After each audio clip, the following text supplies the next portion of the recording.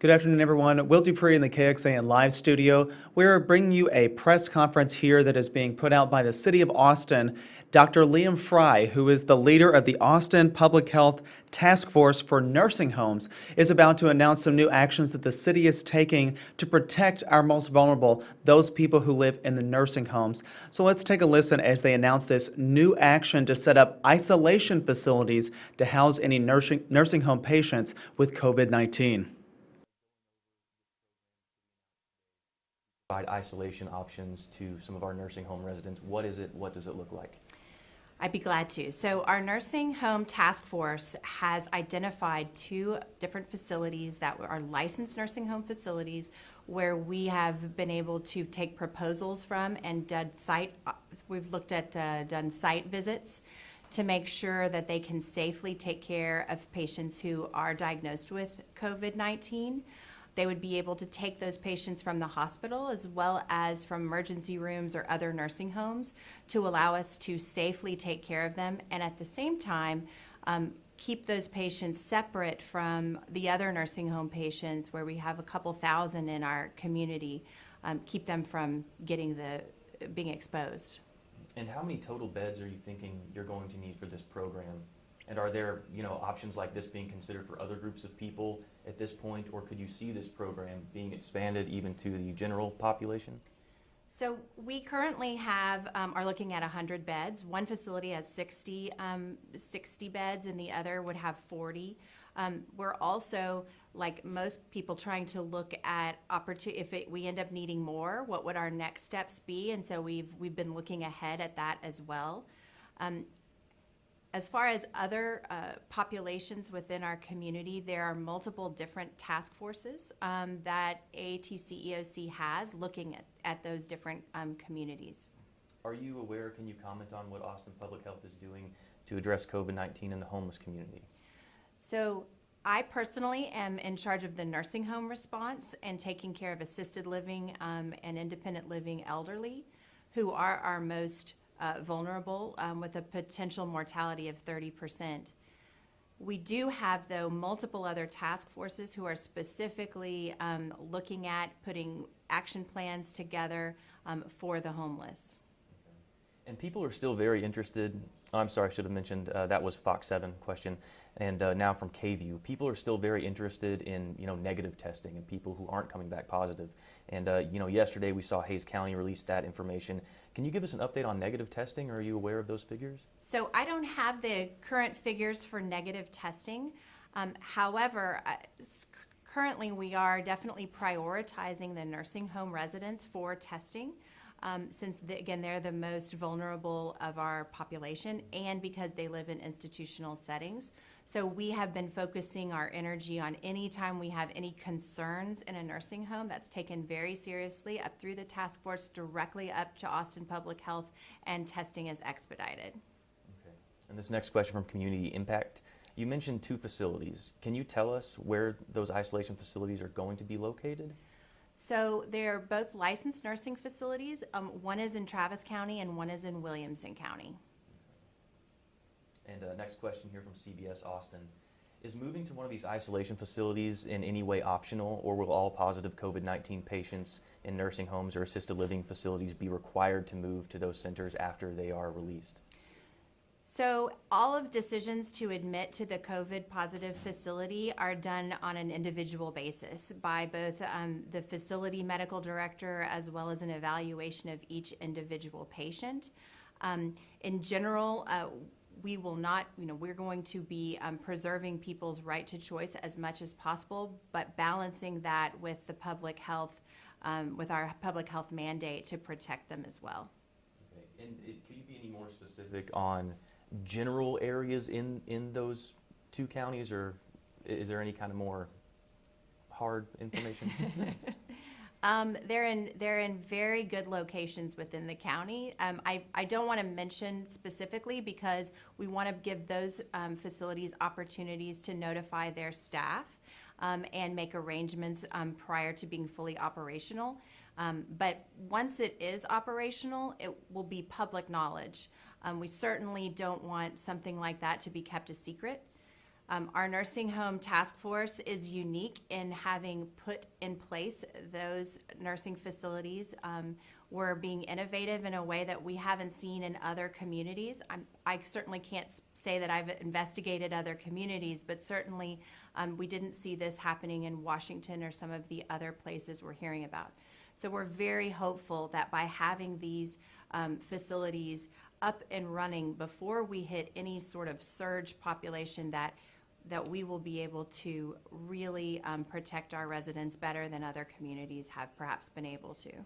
And this next question from KXAN, is there enough available qualified staff to operate the new isolation sites, and where will that staffing come from? Also, is there any increased training, any other safety protocol that is going to be in place that wasn't before? So we will be using all licensed staff and allowing the facilities to run as they do. So just as a skilled nursing facility currently is regulated by Health and Human Services and has strict infection control policies, all of those would still be in place. We would have the same staff. There would be some restrictions. Staff that work in one of these facilities would not be allowed to go into another facility. And in general, we're looking at how to be fair for the staff, and we're leaving that to the operators of those nursing facilities to decide things like compensation, et cetera. The county and the city are also providing personal protective equipment, as well as other needed items as we're able to. Can you describe the protocol in terms of transparency as it relates to identifying sources of the coronavirus and the decision not to alert the public of those sites and where that's coming from? So Austin Public Health is always balancing, especially as physicians involved with that, and balancing the patient's individual privacy healthcare rights with the public's public health need to know as well. And it's an ongoing decision. And I know Dr. Mark Escott and all of the people at Austin Public Health are regularly figuring out what that balance is, and it changes daily. And this one from the Statesman again. What sort of facilities are being used, particularly for this site, but moving forward, are you looking at using private rooms like hotels, maybe dorms, maybe large open spaces like the convention center to house people? So the Nursing Facility Task Force is specifically looking at skilled nursing level of care beds. So we're talking about patients who are not able to be housed in other areas that they need ongoing health care, whether they be discharged from hospitals or living in an existing nursing home. For those, we're really trying to focus on licensed facilities. We may at some point end up looking at accelerating the license of facilities that aren't quite open yet. However, I can tell you that many of the other task forces are actively looking at things such as you mentioned, hotels, et cetera, for people who don't require ongoing or don't have significant medical needs. But again, I'm focused on the nursing home side, and we're trying to keep our nursing home needs within an actual licensed nursing facility. This next question from KView. Can you provide current information on hospitalizations, how many there are, and maybe how that number is informing your decision on these new beds?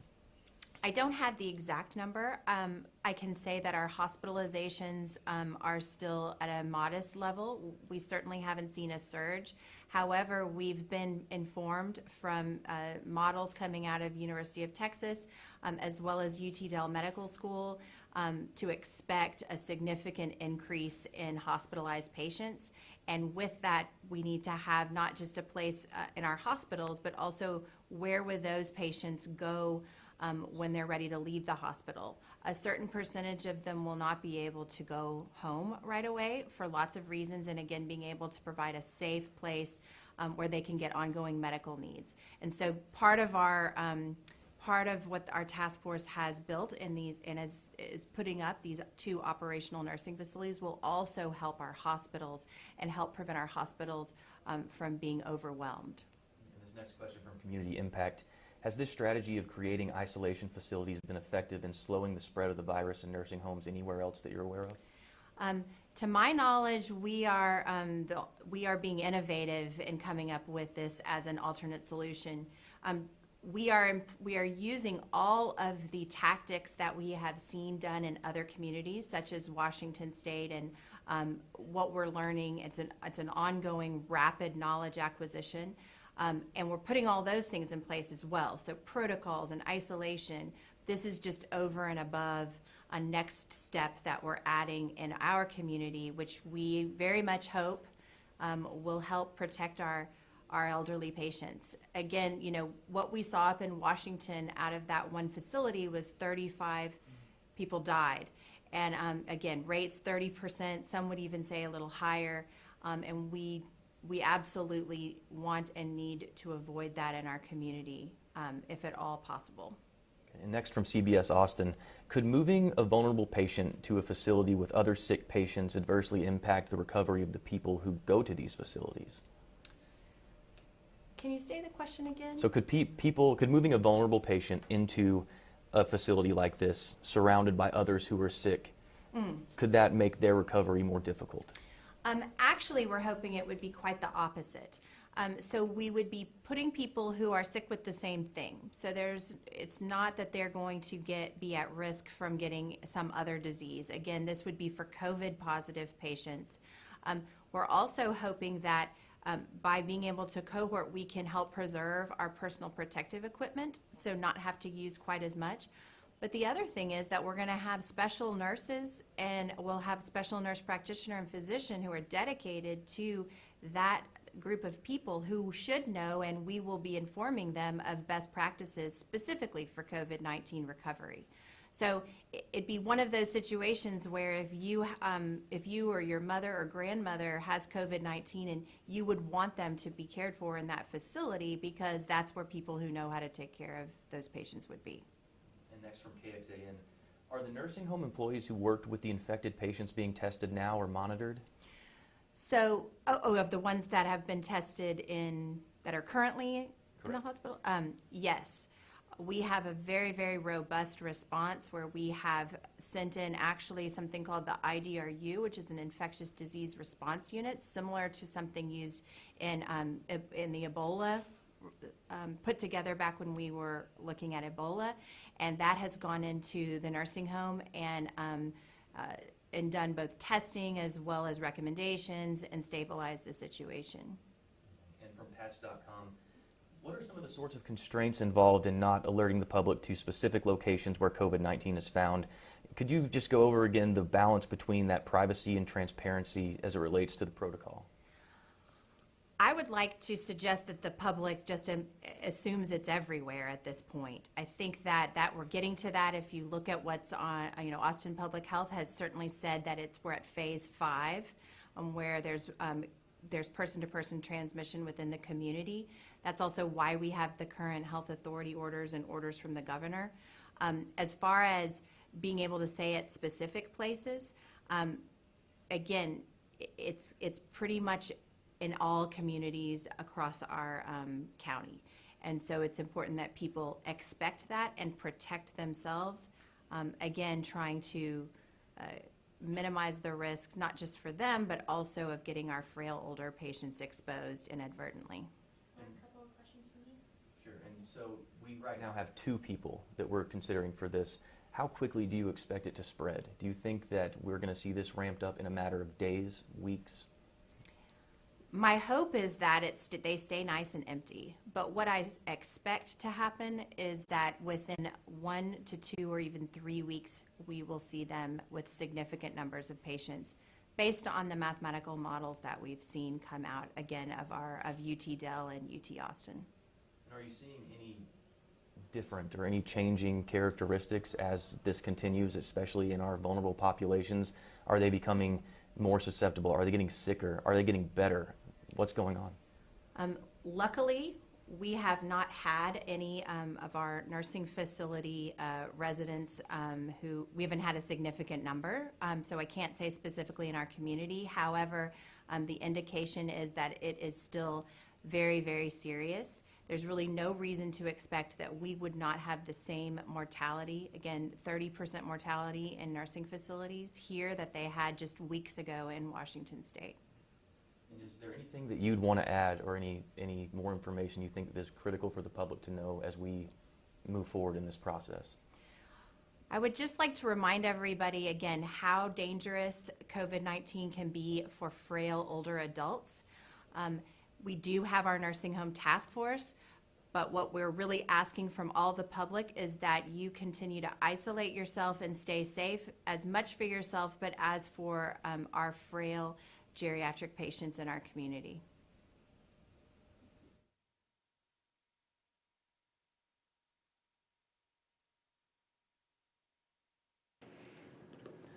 Will Dupree here again in the KXAN live studio. You just heard the conclusion of a press conference with Dr. Liam Fry. She is the leader of the Austin Public Health Task Force for Nursing Homes, and what she was announcing is that the city is now taking some new action to be able to house elderly patients who have COVID-19 and separate them from nursing home facilities in particular.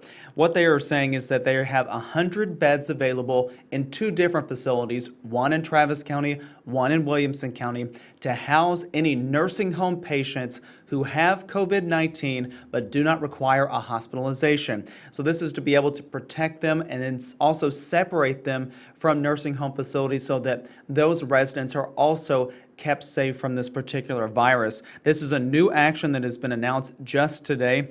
They are not saying at this time where those 2 exact facilities are. Again, one in Travis, one in Williamson. However, they said they will release that information at a later time. So we will, of course, follow that along as well. They will have 100 beds available. I just mentioned that a moment ago. They say they do not need that space at the moment, but they are preparing for this to get worse in some cases. They're also, I thought this was of note, was that Dr. Fry said, assume it's everywhere right now, referring to COVID-19. This is a way for all of us to keep in mind how serious this situation is, to protect ourselves and in turn others. Practice those social distancing requirements and follow those guidelines that the stay-at-home order that's been put in place here in Travis, Williamson, and Hayes counties, and now Caldwell County as of this morning.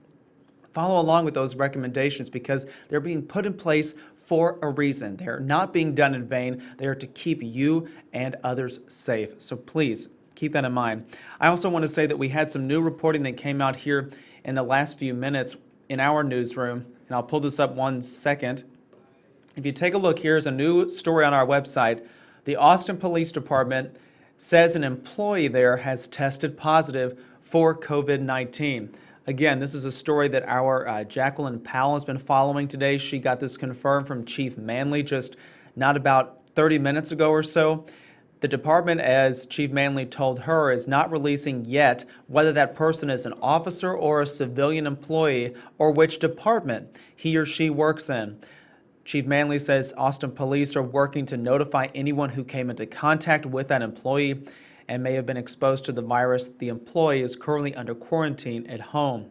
If you take a look there, there's the headline that we're showing right now, the top story on our website, kxan.com. Austin Police Department says an employee tested positive for COVID-19. Our reporter Jacqueline Powell is following that story. She was in discussions today with some of the law enforcement sources she has and got it confirmed from Chief Brian Manley that one of the employees at the police department has now tested positive for COVID-19. We want to say follow along with our reporting today because it's ever changing. We're trying to keep it updated as much as possible. Our website is kxan.com. Our app is the KXAN News app, and you can also follow our digital streams on the KXAN News Facebook page. We will have more updates throughout the day, so please stay with us. I want to go, before we go, I should say, provide an update on the number of cases that we're seeing here in Central Texas. If you take a look, Travis County has now jumped to 200 positive COVID-19 cases and 1 death reported. Another death was reported this weekend in Williamson County. Its count is now 42. And then finally there, Hayes, it's at 16 right now. Statewide, if you take a look, more than 2,800 positive cases in Texas alone, 38 deaths are now reported here. And the Department of State Health Services is reporting that more than 35,000, almost 36,000 people have now been tested for the novel coronavirus. Please stay with us and keep yourselves safe and healthy as much as possible. Follow the guidelines that are out there because they are being put in place for a reason. We hope you stay safe. Thanks again for watching. We'll see you back here later today.